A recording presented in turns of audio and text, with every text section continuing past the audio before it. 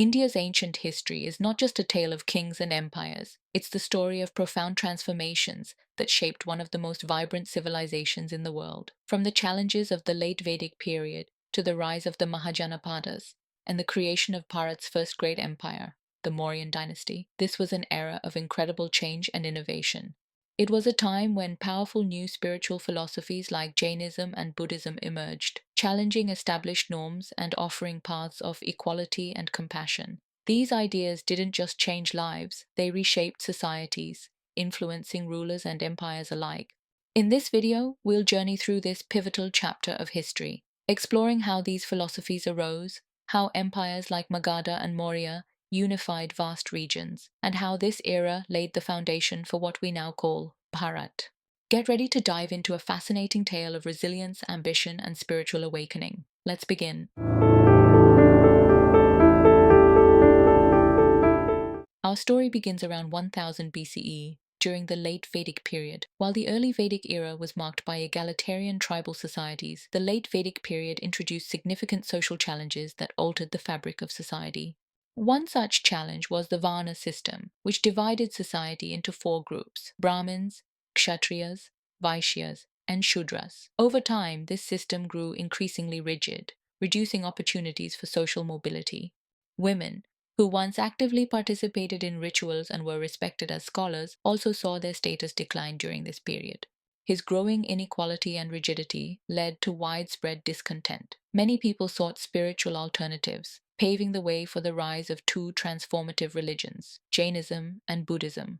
Jainism, an ancient tradition, was revived and redefined by Mahavir Jain, the 24th and last Tirthankara. He introduced five core principles: nonviolence, ahimsa, truth, satya, non-stealing, asteya, celibacy, brahmacharya, and non-possessiveness, aparigraha.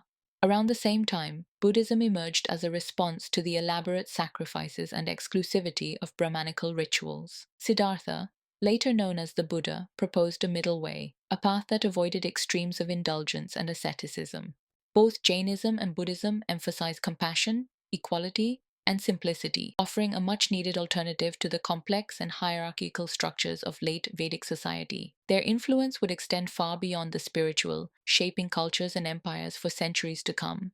By 600 BCE, the political landscape of India was dominated by the 16 Mahajanapadas, a network of powerful kingdoms and republics stretching across the fertile Indo-Gangetic plain.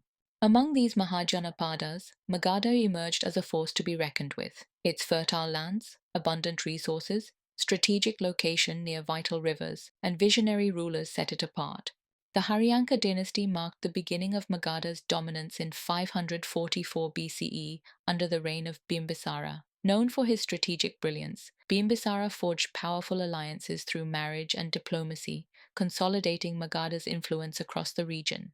Bimbisara was a contemporary of Gautama Buddha, and their interactions have been extensively chronicled. During one of their profound meetings, Bimbisara and his people embraced Buddhism, marking a historic intersection of politics and spirituality. Following Bimbisara's legacy, his son Ajatashatru took Magadha to even greater heights. A skilled warrior and strategist, Ajatashatru expanded the kingdom through military conquests and established Pataliputra, a fortified city that would later become the heart of ancient India's political power.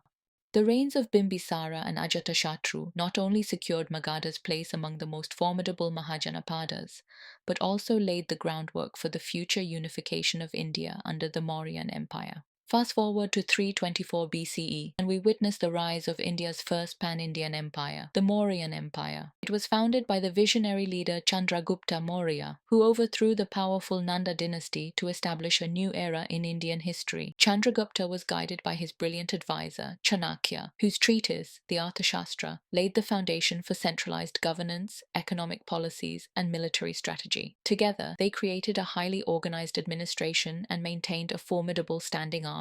In a bold move, Chandragupta defeated Seleucus I, one of Alexander the Great's generals, securing the empire's western frontiers and establishing alliances with the Hellenistic world. The Mauryan Empire reached its pinnacle under Ashoka the Great, Chandragupta's grandson. At its height, the empire spanned nearly the entire Indian subcontinent, becoming one of the largest and most influential empires of the ancient world. However, Ashoka's greatest transformation came after the brutal Kalinga War in 261 BCE. Moved by the immense suffering, he embraced Buddhism and shifted towards a policy of non-violence, ahimsa, and righteousness, dharma. Ashoka's legacy endures in the form of his edicts inscribed on rocks and pillars, promoting tolerance, morality, and welfare for all beings. The lion capital of Ashoka, a symbol of unity and power, now stands as India's national emblem. The Mauryan Empire didn't just unite vast territories, it created a shared cultural and political identity that laid the groundwork for the future of Bharat. The glory of the Mauryan Empire began to fade after the death of Ashoka the Great.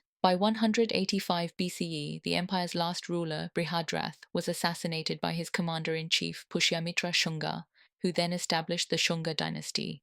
The Shunga rulers struggled to maintain central authority, and as the empire splintered, India entered a phase of regionalism, with smaller kingdoms rising to prominence. In the Deccan Plateau, the Satavahanas emerged as successors to the Mauryas. They became a dominant power, fostering trade and cultural exchange across the subcontinent. Meanwhile, the northwest saw the rise of the Indo-Greek kingdoms, established by Hellenistic rulers who had settled in the region following Alexander the Great's campaign. These Indo-Greek rulers blended Greek and Indian cultures, leaving a lasting legacy in art, architecture, and trade. In southern India, the Cholas, Cheras, and Pandyas, collectively known as the Three Crowned Kings, dominated the Tamil region, or Tamilakam. These dynasties were known for their rich culture, maritime trade networks, and contributions to Tamil literature and architecture. This period of fragmentation also marked the emergence of vibrant regional cultures, each contributing uniquely to the evolving tapestry of Indian civilization. From the rise of Magadha to the unifying power of the Mauryan Empire, this era laid the foundation for a thriving civilization. But remember, this is just the beginning of India's incredible story. Which dynasty or kingdom intrigued you the most? Let us know in the comments below. We'd love to hear your thoughts and questions. Don't forget to like, subscribe, and hit the bell icon so you don't miss an update. In our next episode, we'll dive into the fascinating rise and fall of the Kushan and Gupta empires, an era that ushered in India's golden age.